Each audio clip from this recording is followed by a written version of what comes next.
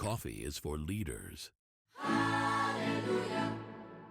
The whole meeting, our whole dependency on meeting inside the corporate world is just something that I've railed on here for a little while, because I do believe there's a time and a place for a really good, high functioning, outcomes driven meeting.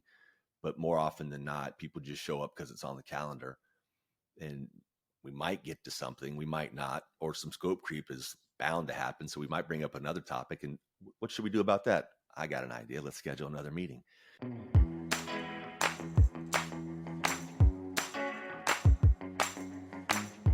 Kyle, thank you so much for coming on the show. I am so excited to talk to you. I love talking about the topic of leadership, what it means to be a leader, the various ways that people go about leadership. I mean, we've seen some incredible leaders in world history, and they all kind of have a different way of approaching it and a different way of getting the outcomes that they want. You have written a Wall Street Journal and USA Today bestseller, Begin with We, the 10 Principles for Building and Sustaining a Culture of Excellence.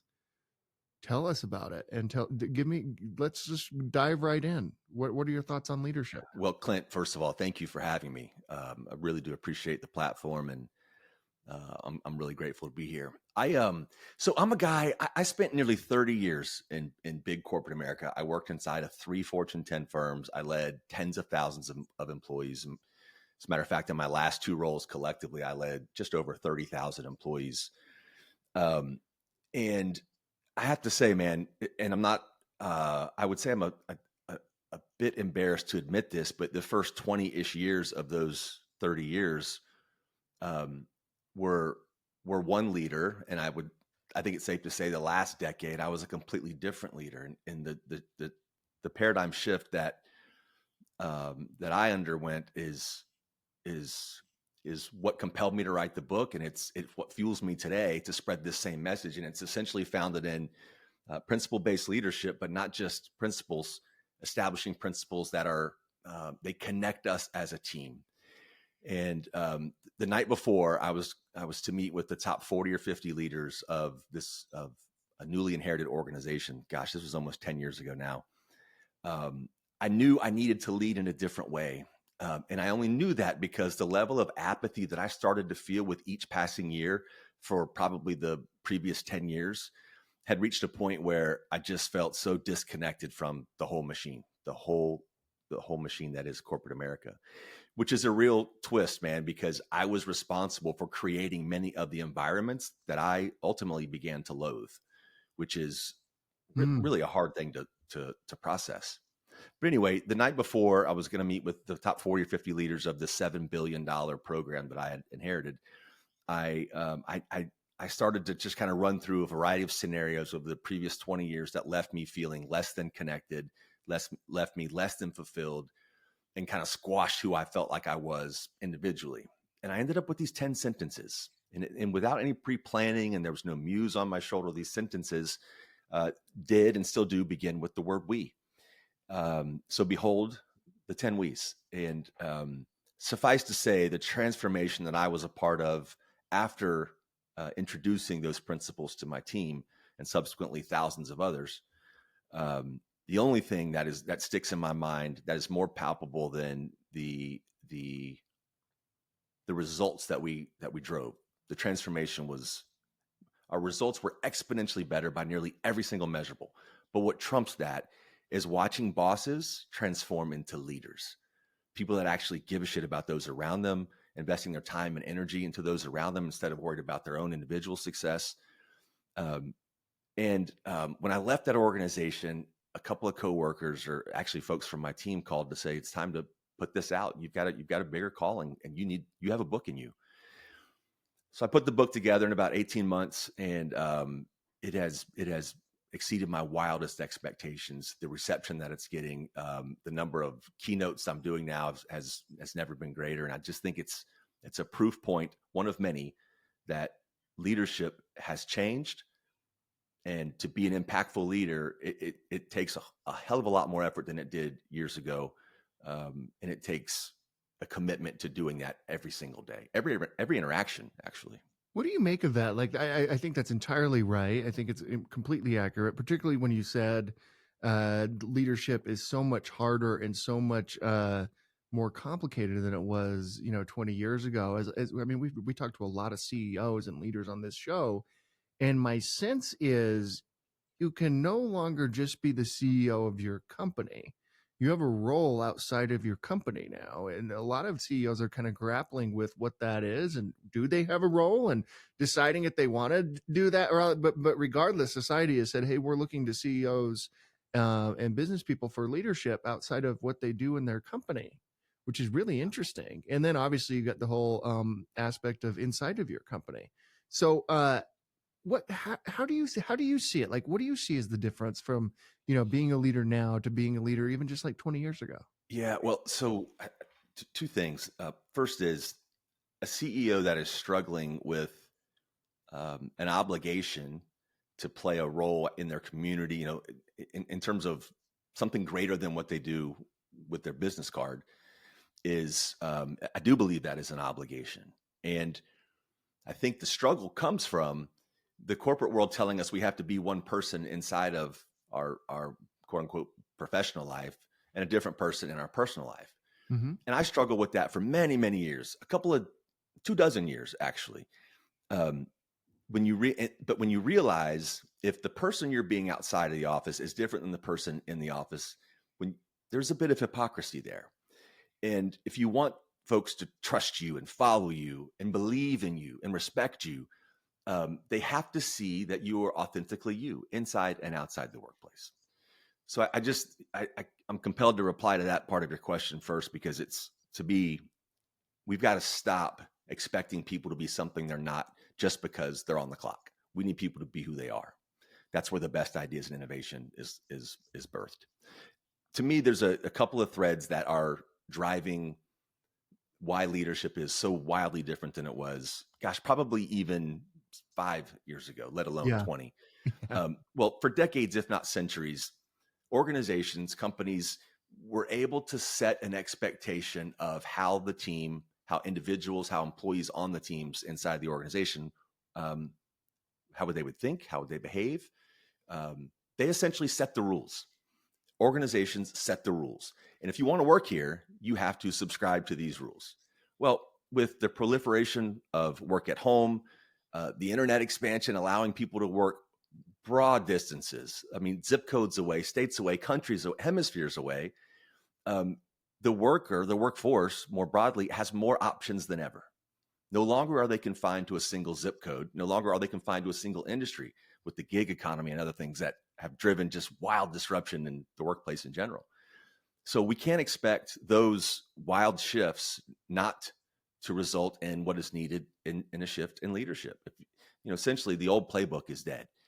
And if you want to have an impact, and if you want to find genuine fulfillment and not feel the sense of apathy that I felt, to me, the answer is clear. It's you establish your leadership principles, you align around those principles, you hold each other accountable to those principles, and approach it as a team instead of an individual. And I realize, by the way, when I get on a bit of a soapbox about this, I realize it may sound a bit cliche, and I even get some eye rolls. But I'm not someone that's coming at this from an academic perspective or a hypothetical perspective. I've done it. I've done it at huge organizations with wild success. It can be done. There is a different and better way. So let's go through your 10.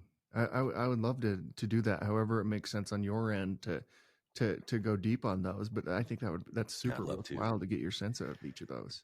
Yeah. And Clint, I must give 2 caveats before I dive in. Really quick ones. The first is they're incredibly simple. There's nothing inflammatory or controversial in these principles, but simple is not easy. And we can't be confused or influenced otherwise. The second caveat is, and this is it's the most beautiful byproduct of writing this book that it was unpredicted, but also incredibly beautiful to watch, is the impact I'm hearing these principles are having on people's personal lives, within their relationships, how they're raising their children, it gives me chills to even say that. I never intended for that, but I hear from readers a lot now, and that's something that's a constant theme. So the first is the foundational principle.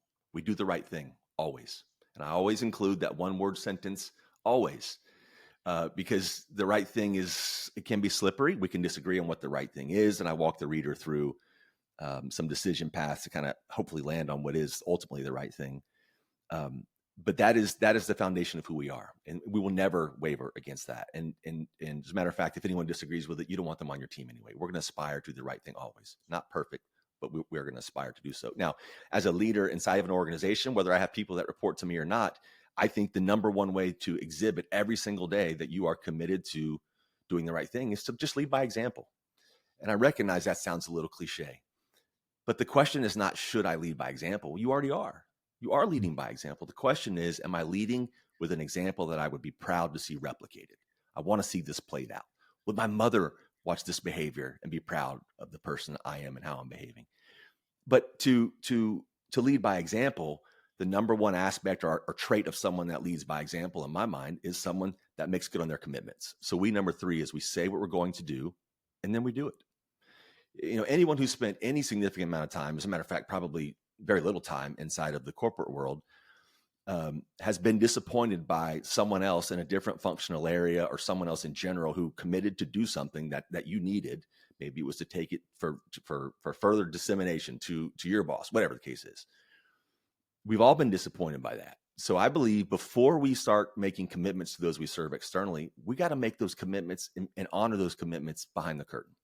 First and foremost, that is where this begins. If we're excellent with the details behind the scenes, our customers will feel that, and then we can deliver on commitments to them. But for us to make good on we number 3, we got to look at we number 4, and that's we take action. And every organization is ripe with opportunities that all of us know about, but usually there's very little incentive to raise your hand and say, hey, boss, this is a problem, and if you don't mind, I'm going to go take a look at this. There's usually very little incentive to do so. But inside a culture of excellence, which is always my goal, is to build a culture of excellence. When we see something, we say something. And that doesn't necessarily mean we jump right at it or we're a cowboy and we take over something that doesn't report into our functional area. But what it does mean is we're not going to act like it's not there.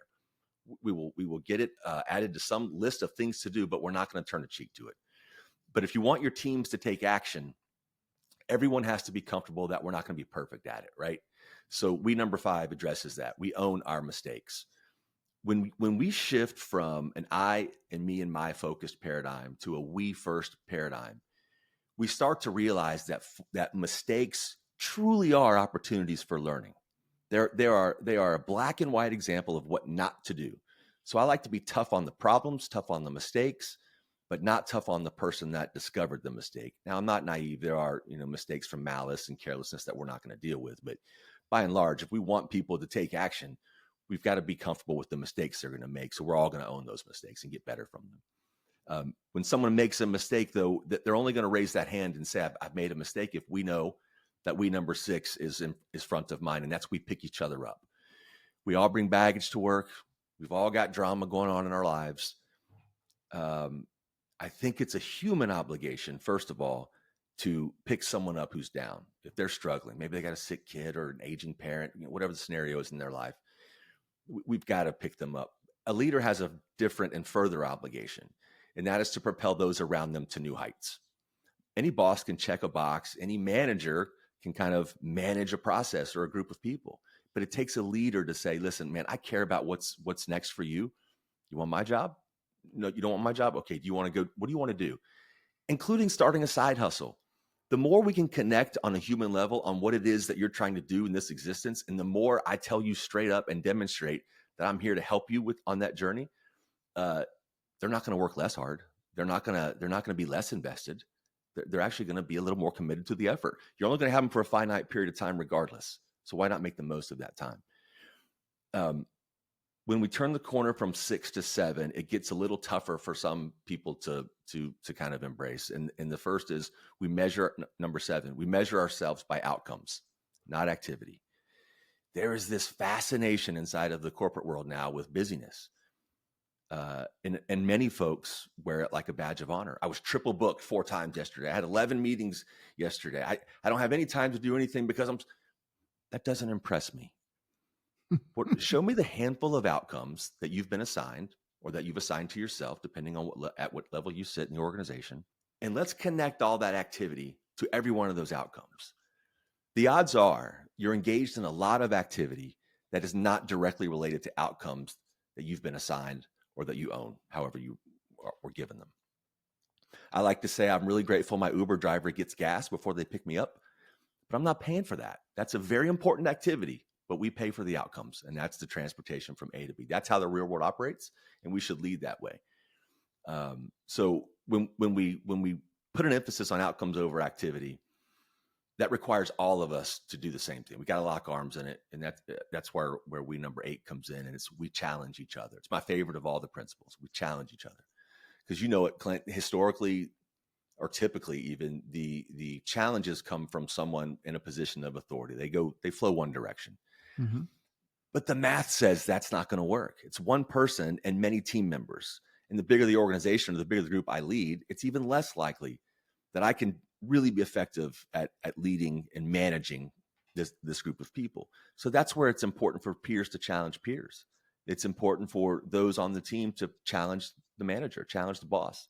Challenges need to go in all directions. Now, there is a rule. Challenges must be grounded in either data or experience. No opinions. We all have those. Just let's lead with data or experience. And we number 8 is a recipe for chaos without we number 9, and that is we embrace challenge. Challenges are going to come from external forces, whatever's happening in the marketplace. They're going to come internally, obviously, but we're going to embrace those challenges. We're not going to act like they're not there. We're going to say, "Oh my gosh, boy, this thing in front of us is incredibly gnarly. I'm not sure how we're going to get around that or get through that, but we're going to approach it, though, aren't we? We're going to talk through it. We're going to walk through what our next steps are. We're going to embrace it." And likewise, at the individual level, if you're empowered and essentially obligated to challenge others, you must be on the same page with embracing those challenges. And that's where real innovation comes, when we can get to that point. And then lastly, as we number 10, I was really intentional to make this the last one because I feel like this principle any earlier in the list is a recipe for disappointment. It's we obsess over details. Details matter a lot, a whole lot. And oftentimes they are what separates, the average from good, the good from great, and so on. And ultimately, it in many cases is what forces someone's buying decision, whether it's a product or a service you sell. Think of it this way. Think of opening an Apple product. The whole unboxing phenomenon began back when Apple started to make these packages so sexy. They don't just communicate an excellent product is inside. They tell you we care about your entire experience. The sticker with the arrow on it telling you which way to pull it, how tightly the lid fits on that box, all indications of how much that company obsesses over the details. And we need to do that inside of our teams. We got to be smart about how the time is spent, but we need to understand what matters most, who has eyesight or line of sight to what it is that we're doing, and then make sure that we're behaving accordingly. Details will make us better than our competition. That's the 10 W's. So first of all, incredible. And I can see why it's doing so well and why you're being asked to keynote so much, because it is simple, but it's sometimes the simple stuff that comes through. Sometimes the simple stuff is the hardest to come through, right? And the way that you've explained it and written this book has really kind of nailed it and given some context behind these 10 principles, which I really appreciate. I want to go back to number 7, the judging ourselves on outcomes. That's really interesting. And I think that's something that more people need to apply to themselves. And I think they would be able to say no a lot more and accomplish more were they to judge themselves on outcomes and not just how busy they are. I see it a lot. I take on a handful of coaching clients from time to time, and it almost never fails. I have a similar conversation about the principles in general, and someone says, "I don't know about this outcome. I wish I could do something more with this number 7," as if they don't actually ultimately control their calendar. And they may not in some instances, and that's probably an indication that there should be a really deep conversation, perhaps awkward, with your own boss. If you feel as if you must display this level of busyness. And I've even had, Clint, I've had this happen 2 times now, where the executive will rotate a laptop or bring it, if we're on a Zoom call, they'll bring up their calendar and they'll pull that up like it's a badge of honor, like how many meetings are there. But when we start to get really critical and be self-reflective and be honest, when we go to the 8:30 meeting, show me I know the things to what I know what you're accountable to deliver. I know those things we've discussed those. How does this meeting advance that? And you start to see these lights go on. It's like, you know what? I could probably delegate someone else to participate in this. I could probably just ask for a summary. There are steps to avoiding, like, you don't have to be in all places at all times. Matter of fact, a lot more usually gets done when you're not there. Let's be honest. Well, I mean, the best times as a leader of anything is when somebody cancels a meeting, because all of a sudden you have like this free hour Yeah. to actually do what you need to do. And the interesting Real thing work. about that is when you have that feeling of like, whenever that happens, and maybe not all leaders have this, but we've all experienced it where somebody cancels something. Oh, I have this free hour. Now I can do what I actually want to do and Get real need to work do. done, right? Isn't that Yeah. interesting? Like, that's a really interesting phenomenon that we are holding ourselves back from doing what we should be doing or need to do or want to do. And It's when it optics, man. cancels, it becomes super obvious. Like, Yeah. hey, now I can do what I need to do. It's really Yeah. interesting. The whole meeting, our whole dependency on meeting inside the corporate world is just something that I've railed on here for a little while, because I do believe there's a time and a place for a really good, high functioning, outcomes driven meeting. But more often than not, people just show up because it's on the calendar, and we might get to something, we might not, or some scope creep is bound to happen. So we might bring up another topic, and what should we do about that? I got an idea. Let's schedule another meeting. So it just becomes this loop, man. We just depend on it instead of just picking up the phone or walking across the hall sometimes if we're on prem. So that's just something I feel like a lot of organizations, more specifically leaders, need to revisit regularly, is meeting etiquette. What was your process like writing this book? You said it took 18 months. What Yeah. was that like? I assume this is the first book you published, probably not the last. Tell us like what all goes into publishing a book. It's not fun. It was honest. It was probably the hardest thing I've ever done. And I used to struggle with it because look, man, I'm someone who likes to be really transparent, and I think I think a lot of us struggle with this, and it's called imposter syndrome more than we like to admit. So as I'm going through the process, my publisher had assigned someone to work with me because I'd never, as you mentioned, never written a book. And there are periods of time where you really question what you're doing. You really do. But I was never naive about it. I thought, I told my wife, if I sell 1,000 copies of this book, mission accomplished. We're just at around 30,000 copies sold at this point. Wow, that's incredible. Which is, and I don't say that for vanity's sake, man. I say that because it just, again, I think it shows that there's a hunger and a need for this type of leadership. But what it involved was just like any other job. I was fortunate at the time that I was out of corporate America and had a non-compete, so I was able to kind of still collect a little income, but had more hours than I probably otherwise would have had. The truth is, if I didn't have that little break, I wouldn't have never written the book because it was such a time commitment. And it was probably, I would say 28 to 40 hours a week, either heads down, hands on keyboard, or meeting with Greta from the publisher. I'll end with this, and this might come across a little weird, but it happened. The day that we finished the manuscript, I remember getting off a phone call and walking upstairs and telling my wife that it's done, the book's done, and this is after 18 months, and I wept. I wept. It was the weirdest, unexpected thing, and since then it kind of makes a little more sense because I've had this, heads down, like it's, and by no means am I comparing it to the physical comparison of giving birth, but it was my version of that, and it took me 18 months to get him to or her to the point where they were ready to come out and ready to take a place in the world.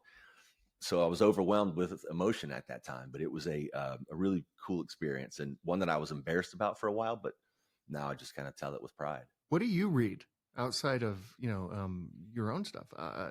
Like, what do you read? Give us some reading recommendations on kind of what has shaped your thoughts and journey to even like read this book and even write this book, and then even beyond now that it's out there. Yeah, you bet, man. I would quickly point to 3 books.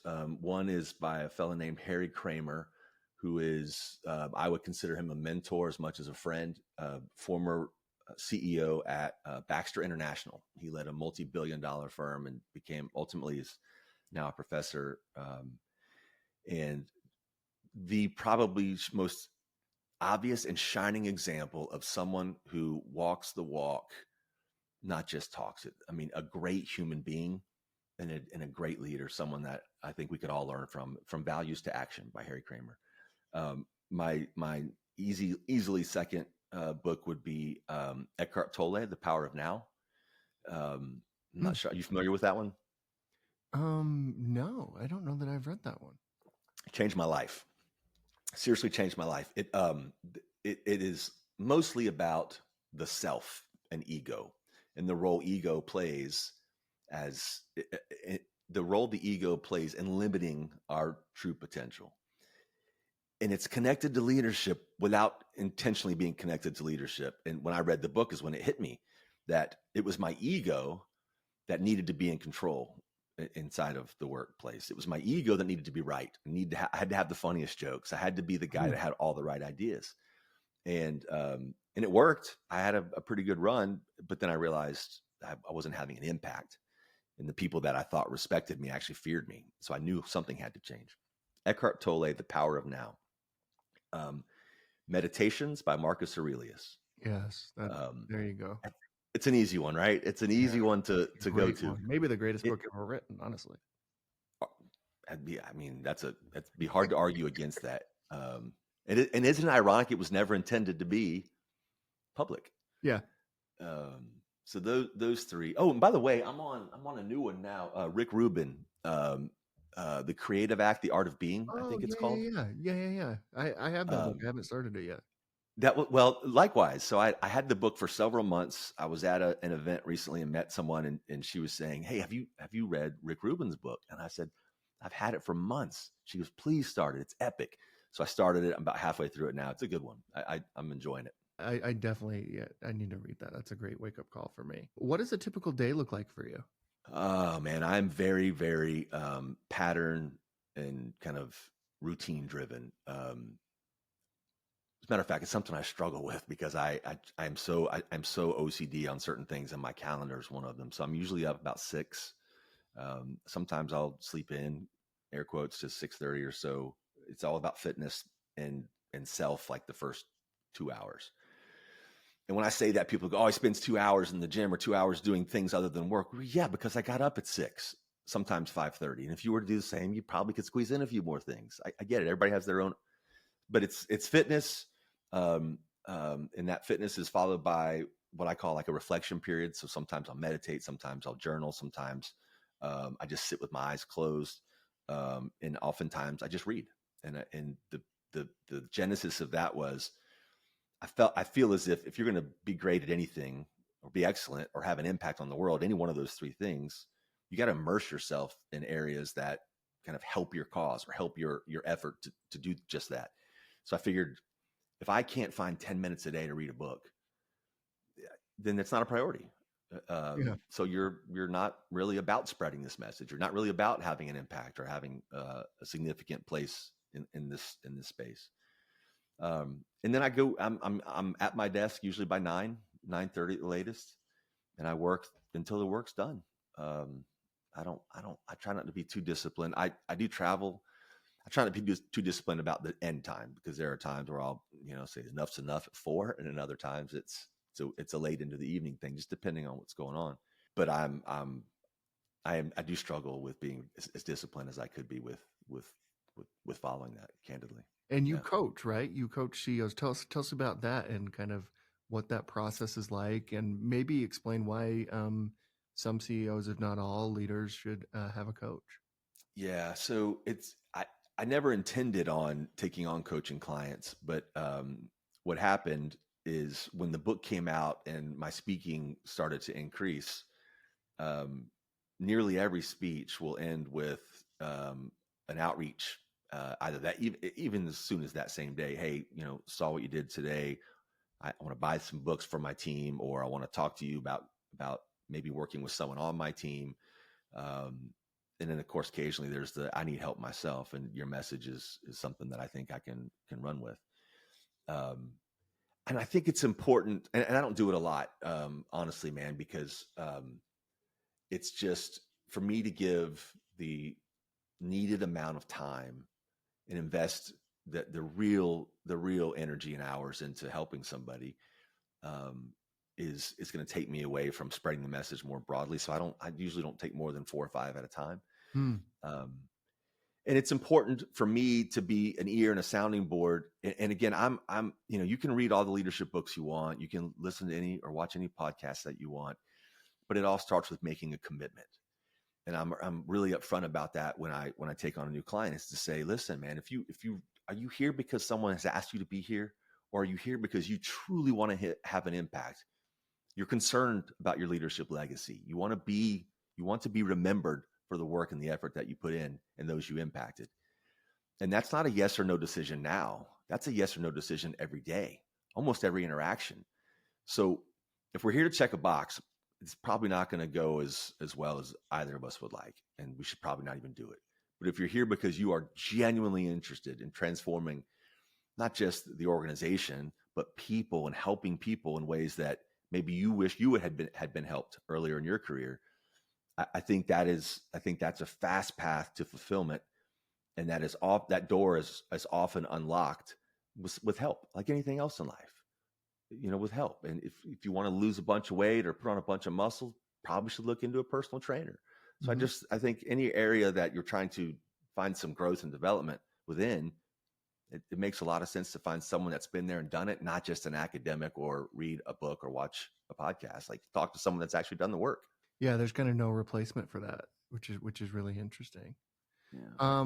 How are you thinking about, and I know this is maybe a little bit different question than you're used to, but 2024, kind of an uncertain year economically, all that type of stuff. 2025, there's now like some certainty, or at least a sense for where we're at. How are you thinking about the difference between these 2 years? What advice would you have for leaders approaching? We're talking at the beginning of 2025, approaching this year. The problems continue to change.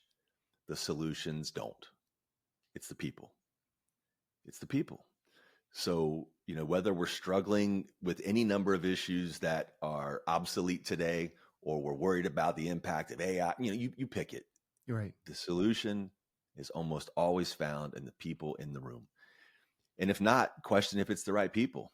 And if your input is not taken seriously on those problems, if your solution is not, you should question if you're in the right place, because you have an option. You have multiple options. I think it's incumbent on the leader to put that out there and allow people to come to work and be their best. How are you thinking about AI, and how are you using it yourself? Man, I use AI a lot, but on from a more macro perspective, I don't share in many people's concern. If you look back throughout the course of our history of mankind, new things have been invented that have put lots of people out of work, but somehow more roles in different economies or different industries. Always, it just seems to work itself out. Now, I'm not naive to the truck driver who's potentially facing a massive change in how that industry works. I'm not naive that there are individual impacts. I don't mean to sound heartless, but I do think this kind of stuff just kind of works itself out. I think there's a risk, obviously tons of risk, but the thing that scares me is like the deep fake AI type stuff. Mm-hmm. Right? If somehow someone were to take over some airwaves, and you don't know if what you're watching on television or on your screen is legit or not, looks good, sounds good, and that person's saying, the most vile, worst, and incendiary things you can think of, it's scary. That's a scary thought to me. I use AI personally, really, for two main reasons. One is my team will take all of our social media content, and we try to match what we think is what our audience is thirsting for. So, and we do that by our creation. We do that by our tagging. And then I guess the secondary way is occasionally they'll use it to rewrite some of my own copy because I said something that was silly or didn't make sense. So we've created a Kyle bot, and ultimately, this bot probably be a lot smarter than me before it's all said and done. But we ingested the book into it. We've ingested podcasts into it. with my voice, and it's pretty wild how accurate it is, or it can be. Yeah, that's interesting. Yeah, that stuff is way wild. That's hard to wrap your head around, and that's only going to get better and better. The most fascinating thing about AI is this is the worst it's ever going to be right now, and it's Imagine that, man. pretty Imagine crazy. that. Yeah, it's This pretty crazy. life-changing, groundbreaking technology is going to suck next year or the year after. Yeah, It's going to be wow. I never thought of it that way. That's Yeah, wild. that part is wild. Finally, we end every interview with the same question, and that is at CEO.com. We believe the chances one gives is just as important as the chances one takes. When you hear that, who gave you a chance to get you to where you are today? Vonda Gainey comes to mind. Vonda was my supervisor when I was probably 21 at a regional bank inside of their call center. Just gave me lots of opportunities, had more confidence in me than I could ever have in myself. And then the second fella, who I'm dear friends with to this day, named William Krenz, who, long story short, I was an SVP of a back office function for this health plan. And I had a peer who left. I can't recall if he was resigned or was dismissed or whatever. I reported to William, and I'll never forget, dude, William comes into my office. It was probably 7:00 one night, taps on the door and tells me he wants me to assume my peer's function. And I'm waiting for and we're going to relieve you of these duties, or, so-and-so, you'll promote so-and-so. No, he wanted me to run both functions. And this is a function, by the way, I had zero experience in. I was terrified. But had I not embraced that challenge and dove in the way that I did, I wouldn't have picked up new skills in a new domain that was void on my resume before, which enabled me to get the next role. So William had foresight for me that I didn't have for myself, and we joke about this to this day, how terrified I was and thought he was I openly told him I thought it was a mistake. So I owe him a lot, and I love that. I love the premise of the question, not about just the chances you take, but the chances you give. That's why we're here, man. Yeah, there's something beautiful about that. Yep. Kyle, thank you so much for coming on. Highly recommend everybody get your book. We'll make sure to put it in the show notes and all over the website and all that type of stuff when we publish this. Thank you so much, my friend. Hey, the pleasure's mine, Clint. You're doing really important work, so I'm grateful for the opportunity to share the message. Thank you again. Thank you.